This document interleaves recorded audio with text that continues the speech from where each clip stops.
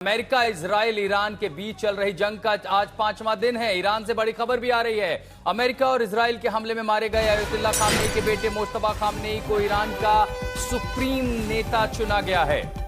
Iran international के सूत्रों द्वारा मिली जानकारी के मुताबिक यह दावा किया गया है कि असेंबली ऑफ एक्सपर्ट्स विशेषज्ञों के परिषद ने अली खामनेई के बेटे मुस्तफा को अगला सर्वोच्च नेता चुन लिया है।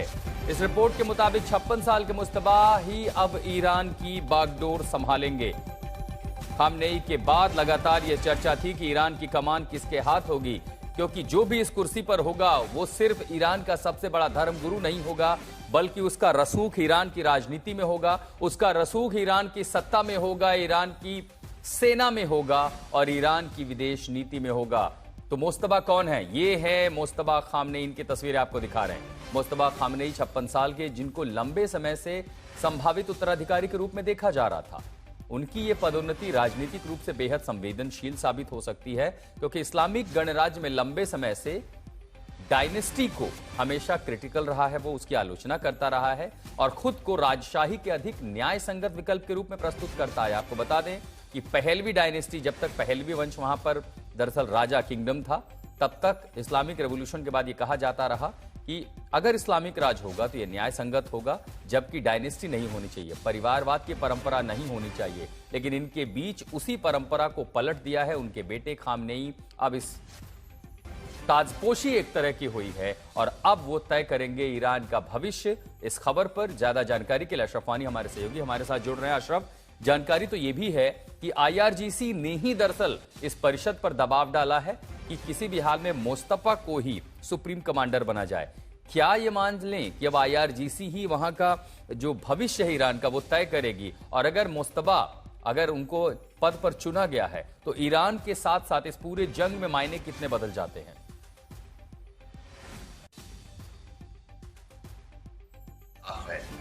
पहला संदेश कि जो अयतुल्ला खामेनी की दशा थी अमेरिका को, और जो उनका स्टैंड था खासतौर से अमेरिका और इजराइल को लेकर, वो बरकरार रहेगा, उसमें कोई बदलाव नहीं होगा।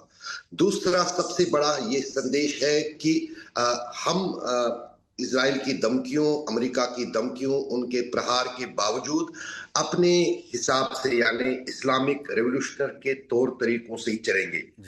तीसरी महत्वपूर्ण बात जो आपने कही कि ये वंशवाद, दरअसल अगर कहीं ना कहीं देखें तो ये एक परंपरा है इस्लाम में, और जिसको शिया मुसलमान भी और सुन्नी मुसलमान भी मानते हैं कि इमाम का रुतबा जो है वो कहीं ना कहीं वंश से ही चलता है।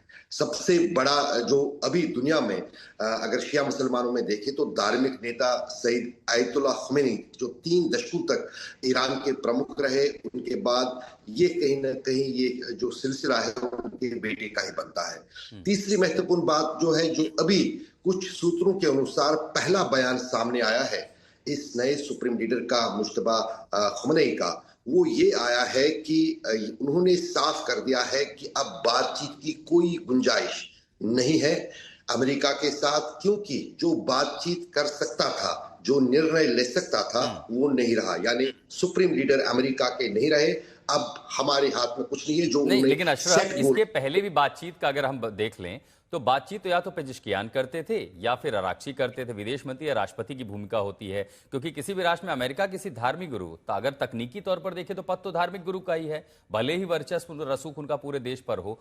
क्या खामनेई के बेटे बातचीत की टेबल पर भी आएंगे? ऐसी भी परिस्थितियां लगती हैं आपको? नहीं, वो तो खुद तो बातचीत के टेबल पे नहीं आएंगे। वो धार्मिक चीजों को और जुडिशरी को ईरान में देखेंगे। बातचीत के लिए आईआरजीसी जो है वो तय करेगा, क्योंकि युद्ध भी वही लड़ रहे हैं। अब जो बारूद है, जो मिसाइल है, वही झेल रहे हैं, हमले झेल रहे हैं, और उन्हीं के सबसे ज्यादा प्रमुख और सीनियर मोस्ट कमांडर जो हैं, पिछले साल के युद्ध में भी मारे गए थे जो 12 दिन का चला था, अब की बार भी पिछले 4 दिन से उन्हीं पर प्रहार हो रहा है। और उनमें एक बहुत बड़ा नाम है जो बहुत करीबी माने जाते थे supreme leader Sayyid Ali Khamenei, जो अब नहीं है, जो उनके सबसे ज्यादा नजदीक आईआरजी में माने जाते थे, वो थे अली लारजानी। और अली लारजानी ही अब कहीं ना कहीं ये तय कर लेंगे, और उन्हीं के साथ कहीं ना कहीं अमेरिका को डील करना होगा, तभी शायद हो सकता है कि बातचीत की दिशा और जो भविष्य होगा ईरान की बातचीत की प्रक्रिया का, वहां के पॉलिसी का, वो तय करेंगे। लेकिन अली लारजानी के तेवर हम लगातार जो सोशल मीडिया पोस्ट पर देख रहे हैं वो तो बेहद आक्रामक है। ऐसे में बातचीत की टेबल पर कौन आएगा, इस पर जो है शक अभी भी बरकरार है।